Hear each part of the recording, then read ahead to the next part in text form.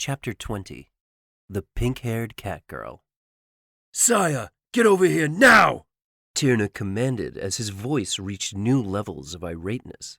The pink-haired Nekomata tightened her grip on Ryuga's arm as she pulled him closer.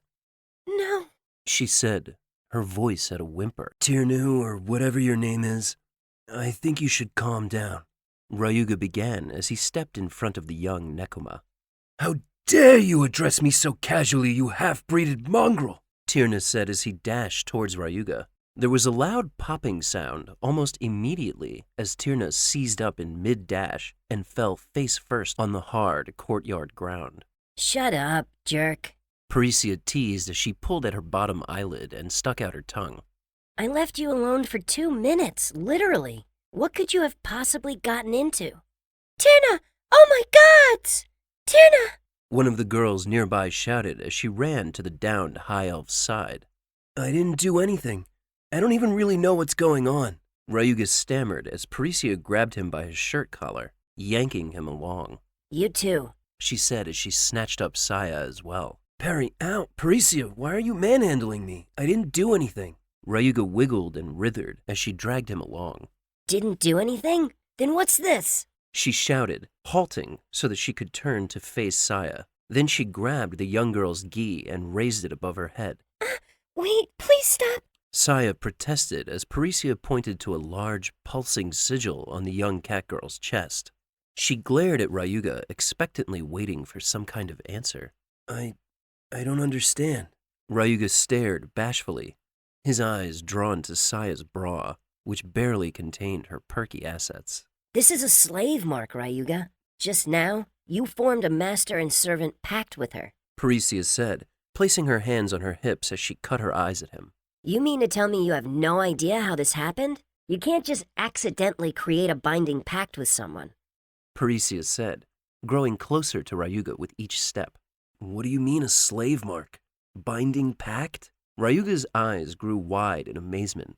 Meanwhile, Saya struggled to push her top back down to cover her body.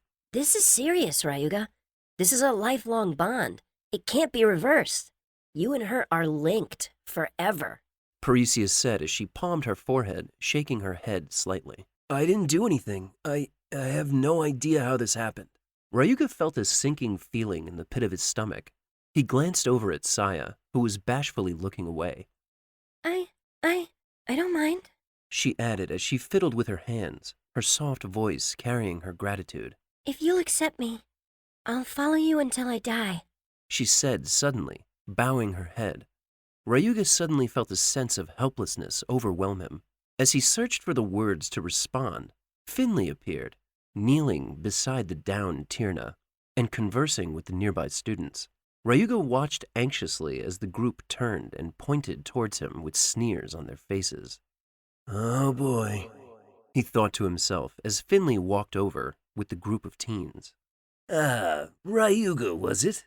Finley said as he approached them, "Yes, Instructor Finley," bowing slightly as he did so. "There seems to have been some kind of altercation. Can you explain what happened?" "He attacked Tierna! That's what happened!" One of the dusk elf girls screamed tearfully as she sobbed into her hands. "Really?" Ryuga thought to himself as he watched her overreaction. "Actually, Instructor, I know this person. Tierna. We met in Rindelen about a month ago. He seemed to take offense to me bumping into him at the time, and so he wanted to settle our differences." "I see. Who threw the first strike?" Finley then asked as he strained to hear over the grumbles of the group of students behind him. "Well, he did, but he didn't actually hit me. Rather, he struck Saya here," Ryuga said as he motioned to the young cat girl. "Ah, I understand. Saya, is this true?" "Yes, Instructor," she said softly. "Shut up, you slave! He's your master. He can do whatever he wants to you." Another high elf boy shouted from behind Finley. "Is that true? Are you Tierna's servant?" Finley then asked. "Well, I was. Saya began. I was recently branded. I was supposed to undergo the ritual once we settled down at the academy, but—" Saya shot a nervous glance towards Ryuga. "Ah, but I don't see your brand." What happened to it, Saya? Finley seemed a bit confused. Well, during the scuffle, I fell into his arms and some things happened. He became my new master. Saya didn't quite understand what happened herself, so she could only explain to the best of her knowledge. Do you mind showing me your binding mark, Saya? Finley asked.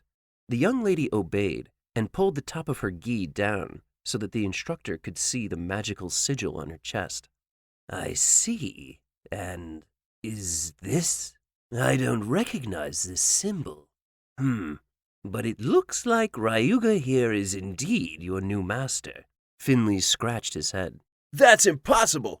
No one can replace a branding mark, instructor. He's using forbidden magic, I bet. One of the students shouted. No, actually that only applies to binding packs. Binding packs can never be removed, no matter what method you use. Branding marks are completely different. They can be overwritten when stronger mana is injected into them, but I've never seen it actually happen, but it's possible. Finley then cut a glance at Ryuga, sizing him up for a few moments. That's impossible! Someone shouted from a few feet away. Tierna had gotten to his feet, though he was still a bit wobbly. The patriarch of my family placed that branding mark. He's a 6th outer rank master. There's no way this dirty urchin could undo the branding mark. Tierna growled as he walked towards the instructor. Well, it looks like that's exactly what's happened, Finley said calmly as he assessed the situation. Ryuga's mind was spinning. Slaves and binding contracts? Lifelong pacts? This was way over his head. That's impossible! She's mine! I demand you punish him, instructor. Tierna protested as he pointed his finger at Ryuga. He also struck me! Look at my face! He said, pointing to a reddish bruise on his chin. He didn't do anything. I did.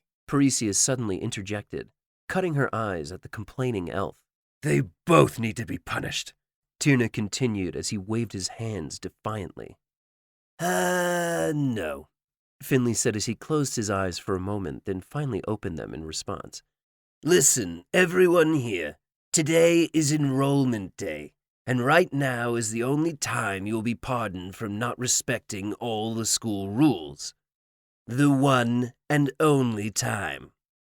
So I will take this moment to explain to you that all conflicts between students, whether friendly or otherwise, must be supervised by one or more instructors. Failure to do so will result in punishment for all parties involved. Finley loudly explained.